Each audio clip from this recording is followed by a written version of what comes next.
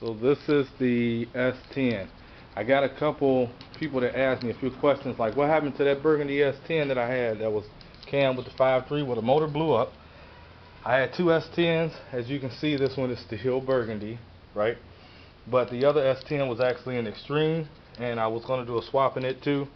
When that happened to the burgundy, when I just took all the body stuff off of the white extreme I had and I put it all on here. The fenders and stuff are in the back of the truck. The front end, the whole front end pretty much is in the back of the truck right now. But I'm in the process of doing a new LS swap on this. It was supposed to get a 6-liter. I just picked up a new roll pan. It's Street Performance with the 2 holes in the back for dual exhaust exit, so that should be pretty nice. But I got my blocks down here. I'm doing a drop, 3-3 drop.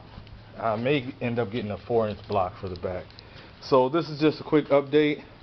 The 5.3 that was in there is gone. This 5.3 I've went through. This is a new 5.3 or another 5.3. I actually built a turbo log for it also. You've probably seen another video with my buddy's black S10. We're doing a turbo log on his. This is out of stainless and this is mild, so it's just a little mixture, but this is how the log looks. It's really simple.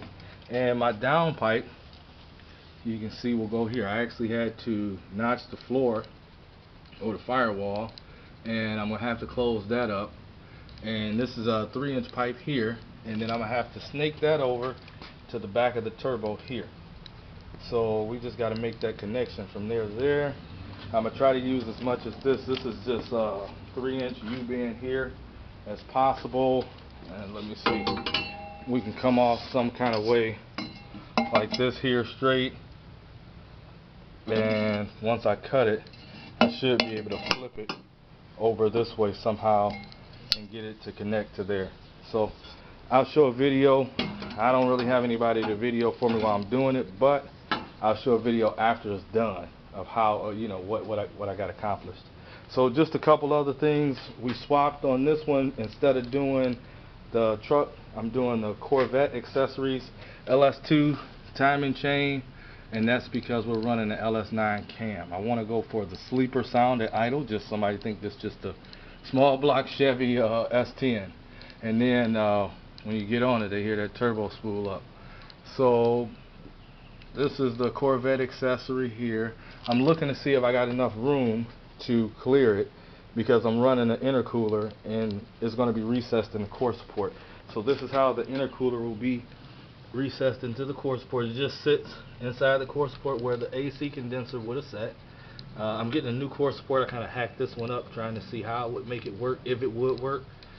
It did. So this is the old core support that I had the radiator recessed into, with the intercooler sitting inside the core support. I do have room to put the radiator in the stock location, and with the Corvette accessories it should be just fine.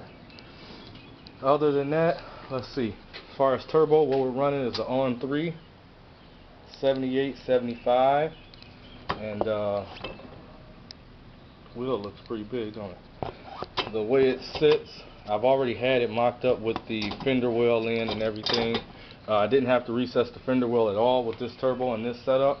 It sits perfect, and the air filter will actually sit right here, right behind the headlights setup. So it'll be off to the side, not really getting heat soaked, but I may even put a box around it to try to keep the underhood heat away from it. Other than that, let's see. Got a lot accomplished today. I started running the fuel lines for it today. Fuel lines are braided steel. See if I can get up under this truck and show you. So just coming off of the factory fuel filter there, and then it'll run up. I had a Corvette filter and regulator set up. This is coming off, but this is going to go up, and then it'll come up behind the intake here, and then it loops into our fuel pressure regulator, our boosted fuel pressure regulator. Then it'll come out this side and go over to the intake or the fuel rail here, and then it'll come off the bottom, and the return will go back down to the return, factory return. what failed was the blow-off valve. It's just the Godspeed blow-off valve. And I'm not going to sit it up here. I just had it sitting up here to see how it looks. This is where the IAT sensor is going to go. Actually, when the crossover pipe, when the outlet coming from the intercooler comes out of the core support, I'm going to probably mount it low. So you can see how the intercooler is set up here. And I actually was talking to somebody and they said what I may should do is put it on the charge side that's feeding the intercooler. That way when you lose air, you lose the hot air going into it instead of your cool air coming out of it. So I may just put it somewhere up in this locale here, and this will be coming in from the turbo. It'll come through underneath the bottom. Once I get it all set in the new core support, I'll actually make a video showing you how that looks. With the Corvette accessory setup, this is how it looks with the stock Corvette power steering pump and power steering line. This is the stock Corvette power steering line. So it's room here, if you look from the side, it's room here for the belt to go up, and this is the return going from the gearbox back up to the reservoir. I don't know why I'm all tongue-tied today. Let's see what else we got done today. I ended up getting the poly body mounts today. They're just loose on there right now, but I end up tightening those up. Everything is kind of loose right now.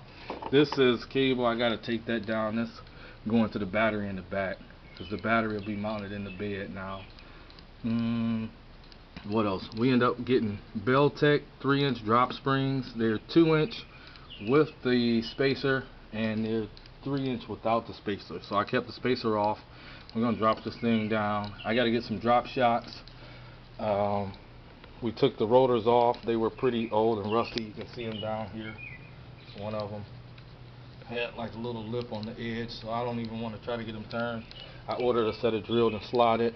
We ended up painting the calipers while everything is apart. Let's see what else. I'm going to go ahead while it's down like this and replace the sway bar end links with some poly ones. And I'm thinking about going ahead and putting some upper and lower move problem solver ball joints in. We got the TransDAP motor mounts, which work pretty good. Like I said, everything is just loose right now. For mock-up, you can even see the header here is loose. And this is the Sanderson headers, the shorties. And what I'm going to do is do a crossover, come down under the back of the motor, under where the torque converter is at, and then we're going to meet this side over here and come up into the turbo log. And then we're going to come off of the log here, something like this, or either something like this, maybe somewhere like this, and we're going to do the wastegate, and we're going to try to fish the wastegate back into the down pipe. It'll be a 3-inch down pipe, and that 3-inch down pipe will go into dual exhaust. Right now what we have under there, or what we had under there, are those bullets, and it'll go out the back as true. It'll look like true duals, but it's actually a 3-inch into duals. And that's pretty much it. Siemens Deca injectors.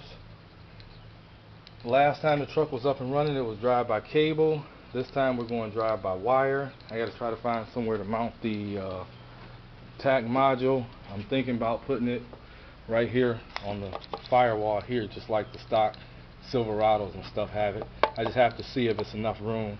While it was apart, I replaced these door bushings and the pins, so now the door opens and closes without any issues. And we also painted the firewall, because the truck was originally burgundy. Didn't like that, so I taped everything off and sanded, primed, and painted it all before the motor went in. I painted the frame a couple years ago. It's starting to show some dirt. I probably need to power wash it. And the other thing is we got the drain over here. The drain is going right into the pan.